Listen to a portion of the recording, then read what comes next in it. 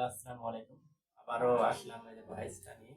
ভয়েসটা এর আগে আমি প্রায় 17 টেন্স পরিবর্তনটা দেখেছি। এখন আজকে পুরো আলোচনা করবো। তারপরেও ভিডিও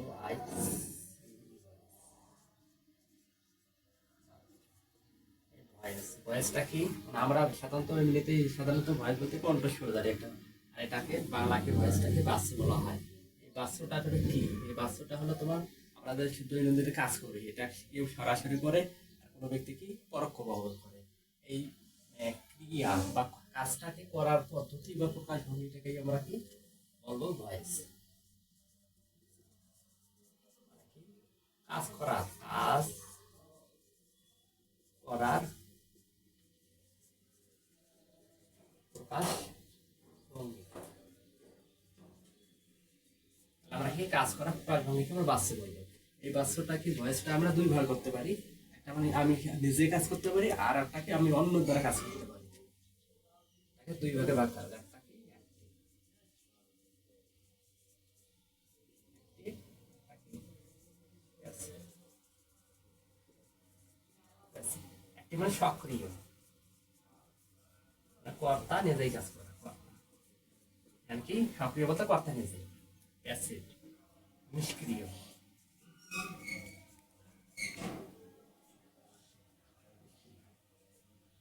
কর্মবাস এমনকি নিষ্ক্রিয় বলতে এখানে কি প্যাসিভটা নিজে কাজ করবে না অন্যের মাধ্যমে কাজ করাবে। এটা একটা বেসিক আলোচনা। এখন আমরা অ্যাক্টিভ কে প্যাসিভ পরিবর্তন করতে হবে, টেন্স জানতে হবে। Tense,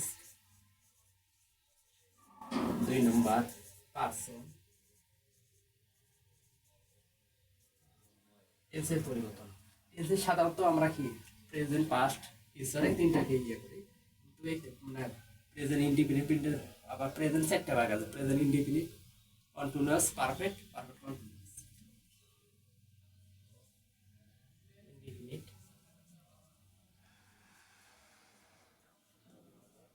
indefinite, continuous,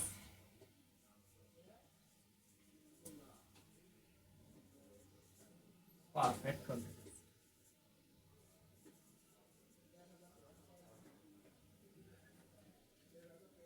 perfect continuous এই আমরা সাধারণত এই তিনটাকে করে থাকি।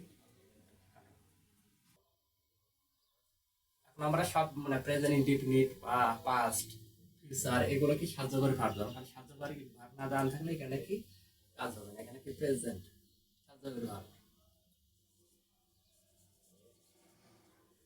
Present, past, future. প্রেজেন্ট সাহায্যকারী ভার্ব কি? am, is, are। এটা কি প্রেজেন্ট।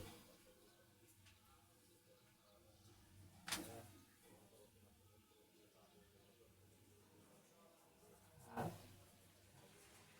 am is are কি? এটা হলো তোমার কন্টিনিউয়াস। কন্টিনিউয়াস। হ্যাভ as কি? Present perfect.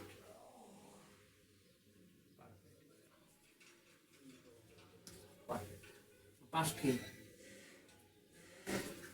was, were। এবং তার পাস্টের কি? হ্যাভ as এর কি? Had. Present past perfect, past perfect, past yes, past perfect. Future shall, shall will,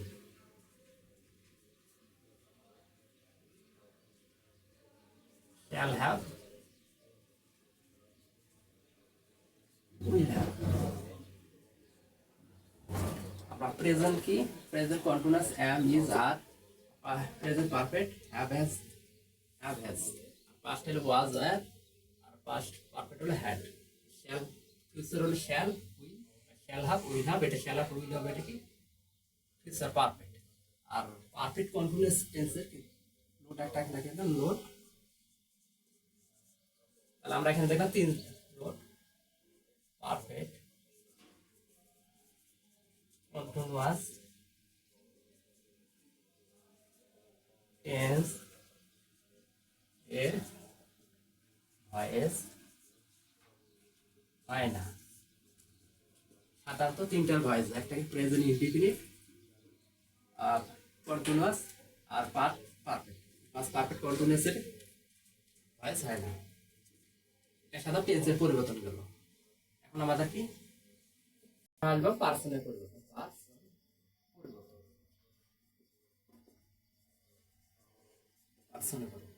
person বলতে কি ব্যক্তি। আমরা পার্সনকে কয় ভাগে ভাগ করি? তিন ভাগে। ফার্স্ট তোমার পার্সনও তিন হলো কি, ফার্স্ট পার্সন, ফার্স্ট পার্সন, দুই হলো সেকেন্ড পার্সন, তিন হলো থার্ড পার্সন।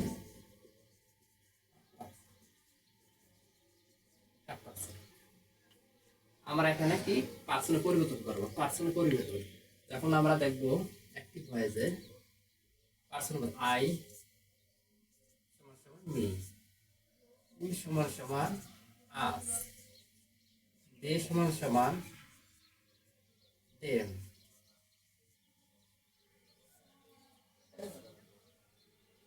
আই সমান সমান মি, উই সমান সমান আস, দে সমান সমান দেম, সি সমান সমান আর। সি বলতে কখন আমরা ব্যবহার করি? সি কি মহিলার ক্ষেত্রে, কি মেয়েদের নামের ক্ষেত্রে। সমান সমান সমান সমান ইট, আর রহিম সমান সমান রহিম। এখানে কি মানে ব্যক্তির নাম থাকলে এখন আমার পরিবর্তন হবে না, যা থাকবে তাই। পার্সনটা বলতে কি আই সমান সমান মি, ই সমান সমান আস, দে সমান সমান দেম, সি সমান সমান হার, হি সমান হিম, ই সমান ইট, আর নামের ক্ষেত্রে যা থাকবে এটাই, এটা কোনো পরিবর্তন হবে না। এখন তো আমরা ভয়েসের যে নিয়ম স্টেপ, মানে আমরা যে মাঠে নামবো, আমরা যে মাঠে নামার থেকে পদ্ধতি নিয়ম থাকে, এই নিয়মগুলোর সাথে আমরা আলোচনা করলাম। এখন আমাদের মূল স্টেপ কি, ভয়েসটা পরিবর্তন করবো। অ্যাক্টিভ ভয়েসকে প্যাসিভ করার নিয়ম।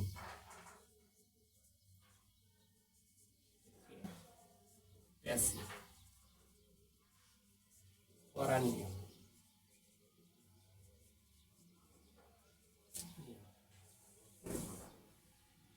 অ্যাক্টিভকে প্যাসিভ করার নিয়ম। ফার্স্ট স্টেপ আমাদের কি, অ্যাক্টিভ ভয়েসের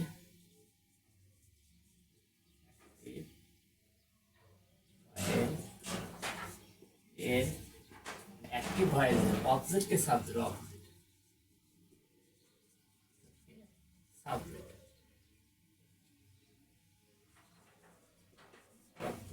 হবে। দুই নম্বরে অ্যাক্টিভ ভয়েসের অবজেক্টকে সাবজেক্ট করতে হবে। সাবজেক্টকে অ্যাক্টিভ ভয়েসের সাবজেক্টকে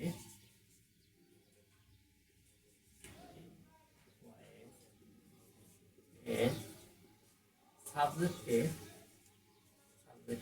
অবজেক্ট করতে হবে।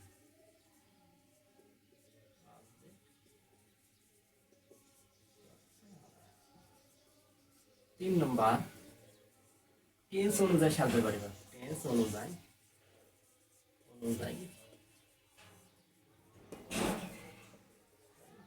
সাজাতে পারিবা।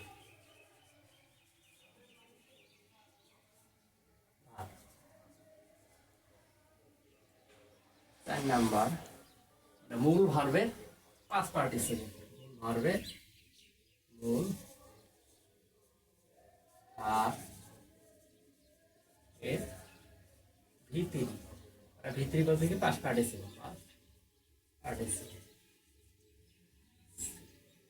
এবং 5 নম্বর বাই যোগে অ্যাক্টিভ সাবজেক্টকে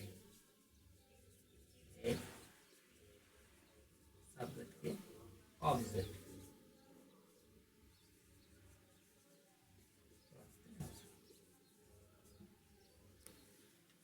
তাহলে আমরা কি অ্যাক্টিভকে প্যাসিভ করার নিয়ম, প্রথমে কি করতে হবে, অ্যাক্টিভ ভয়েসে অবজেক্টকে সাবজেক্ট করতে হবে।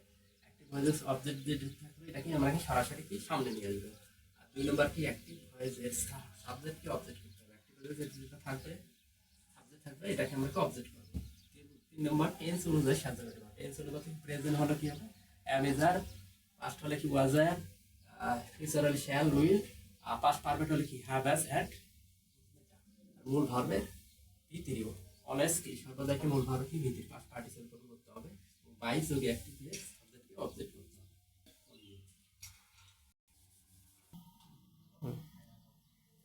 এখন আমরা অ্যাক্টিভটি প্রেসেন্ট করব। অ্যাক্টিভটি প্রেসেন্ট এখানে মানে অ্যাক্টিভ আছে, আমরা প্রেসেন্ট করব।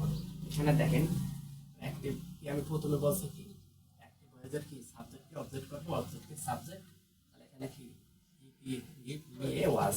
এখানে দেখেন কি আমি বলছি কি ভার্বের পরে যেটা থাকে এটা সবসময় কি মানে একটা থাক দুটা থাক, এটা সবসময় কি অবজেক্ট হয়। এখানে দেখেন না ভার্বের পরে কাছে দুটো আছে, এটা মি আছে আই ওয়াজ।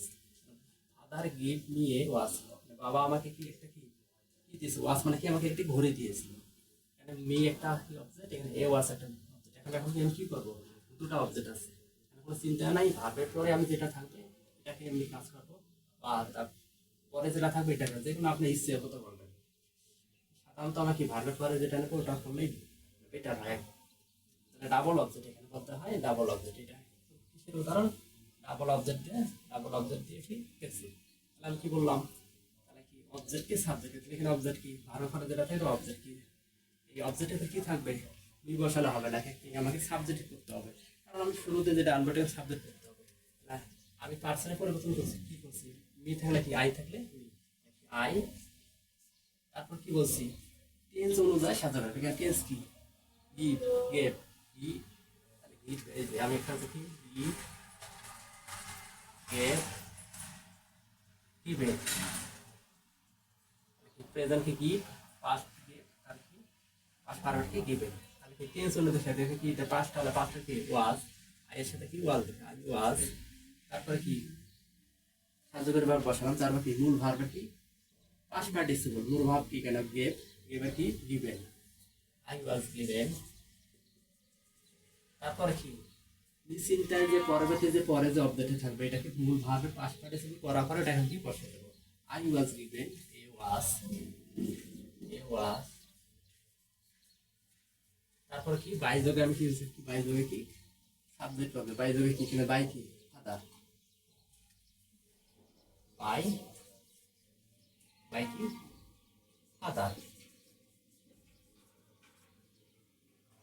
বাবা।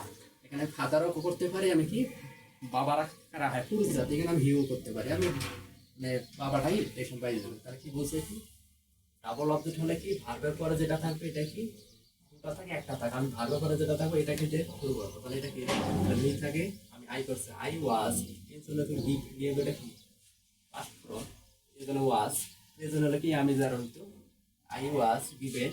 তারপর কি এটা বাকি অবজেক্ট থাকবে কি মূল ভাব পাস্ট পার্টিসিপল করার পরে এটা আমি কি বসে দেবো, বাই বলে সাবজেক্ট কি অবজেক্ট করলাম ডাবল অবজেক্টের ক্ষেত্রে। এখন পরে আরেকটা আছে দে ইলেক্টেড হিম ক্যাপ্টেন, দে ইলেক্টেড হিম ক্যাপ্টেন। আমি যদি ক্যাপ্টেনটা না দেই দে ইলেক্টেড হিম, মানে তারা তাকে নির্বাচন করলো, কি নির্বাচন করলো এখানে অসম্পূর্ণ থেকে যায়, একটা পরবর্তী কি অবজেক্ট না আসলে পরিপূর্ণ আসে না। দে ইলেক্টেড হিম ক্যাপ্টেন,